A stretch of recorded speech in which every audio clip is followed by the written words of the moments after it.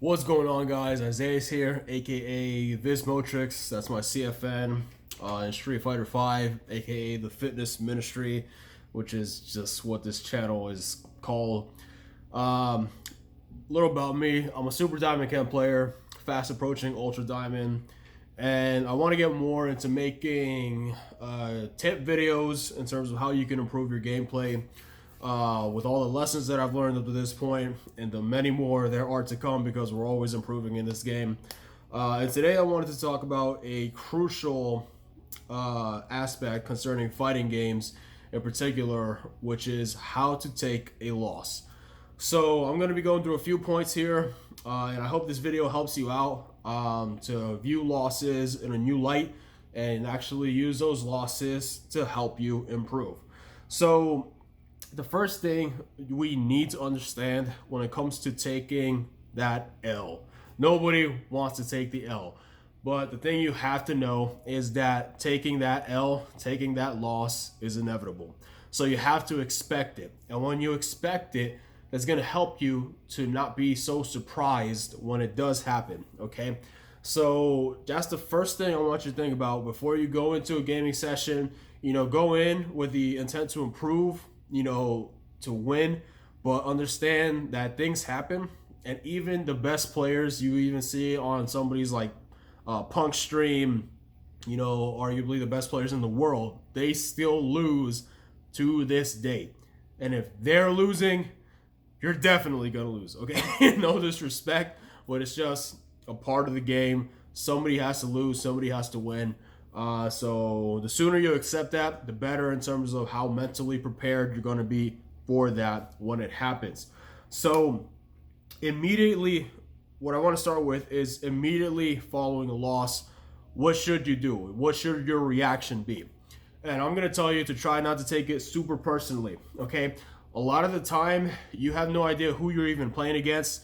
Okay, you have no idea their body language, the tone of voice. There are those people who try to make this game super personal, but just for your own sake, I want you to not take it personally, okay? And I know that's easier said than done, but when you have that foundation where I told you to expect that loss, it's going to aid you in not taking it super personally when it does happen, okay? And this is something that you really have to train yourself to try to do, because our first instinct is to get pissed off that we lost, right? Nobody likes losing hurts. That's one of the unfortunate things, right? That's part of life. But when you expect it to happen on your path to learning, your path to success and growing, it's going to help so that you don't take that loss super personally, okay? Especially given, like I said, you don't know who you're playing against. And so let's try to look at the silver lining when it comes to a loss and how you can use it to your advantage, okay? Your loss is an opportunity to improve, all right? So we have to be honest about why we lost. So what you do after a loss is you go view the replay, and this is if you're intentional about getting better at the game. Now, if you're not going to be looking at your replays and all this stuff, and you're not going to be labbing things, you're gonna take a lot more losses than you probably would if you use your time in a smart way and actually went back and look at why you lost, okay? So even though there's some amount of luck involved in fighting games, right, we can all agree, we have to be honest and realize that there's oftentimes luck involved when we win as well as when we lose. So just try to be fair about that aspect and try not to shift all the blame on luck, right? And try not to shift the blame on your opponent not playing how you expect them to play, because that's the whole point of a fighting game. If you're expecting me to do something, why would I do it? Okay? And I'm using that example really from a personal point of view, because sometimes, especially in certain matchups, I play Ken, right? Sometimes I feel like I'm forced to play a little crazy. You just got to go crazy. For example, certain matchups like the Dawson matchup, it is very difficult for me to play that matchup clean. Like just walking back and forth, trying to whiff punish and all this other shit that people try to do. Okay, I find I have a lot more success in that matchup when I go crazy. I've had a ton of people, a ton of Dawson players who hate me because of it. And I get it, but that's how I feel like I'm forced to play that matchup. So yeah, don't try to blame your opponent for taking risks if you were forcing them to take risks, especially, right? So your opponent's playstyle is something that you always have to be ready for. You got to be able to adapt to the crazy. You got to be able to adapt to the guy who likes to turtle, right? You have to be honest about the way you're playing that matchup. And if you weren't ready for something they did, well, I mean, there's some luck involved, but a lot of times you could have been doing something better to avoid that situation to begin with. You know, was your spacing right? Were you controlling the space okay? Were you aware of the frame data and certain interactions? The hitbox, hurtbox interactions. Were you anti-airing? You know, were you mixing up your offensive, defensive options?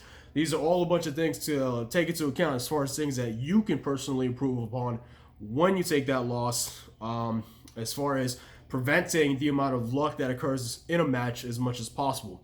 Now, we all know there's those characters and where luck is just like a part of the game. You know, characters who are mix-up heavy, Ibuki, Laura, things like that. Okay, and it is what it is, but focus more on what you can improve upon when you have a loss against those characters and rather what you can't. Okay, because when you improve upon things that you can do, you're going to find that it reduces the amount of luck involved in these matches because you'll be way better prepared for those situations many times. So don't make excuses. Just be honest about what you lost, why you lost, and take accountability for the loss. Okay, just say, hey, you know, I lost. Let's learn from this. Let's move forward. Let's look at the replay. Let's take what we can from this match. Because to be honest with you, if you're always whooping people's asses, you're never going to learn, right? So a loss is actually a good opportunity, especially like it's one thing when you're losing at a lower rank, right? Not to say you can't learn from that, you definitely can. But when you actually start getting really good at the game, you know, when you start getting into diamond and above, those losses actually become a really cool thing to look at. And I know a lot of you don't see it that way, but when your understanding of the game is getting to the point where it's very deep, and somebody hits you with something that is new to you, you're just like, huh, like that's really cool, you know? So at least more so than you would have when you were in lower ranks, because in lower ranks, you're still working on a lot of fundamental understandings of how to play this game, you know? So this is pretty much what I got for you guys today on how to take a loss. I hope it helps you out. You know, look at those replays, control your reactions, think happy thoughts like Infectious likes to say, right? The Bob Ross of the FGC. And use that loss to improve. Don't use it to just have a reason to get pissed off at the game, at the person who beat you, or yada.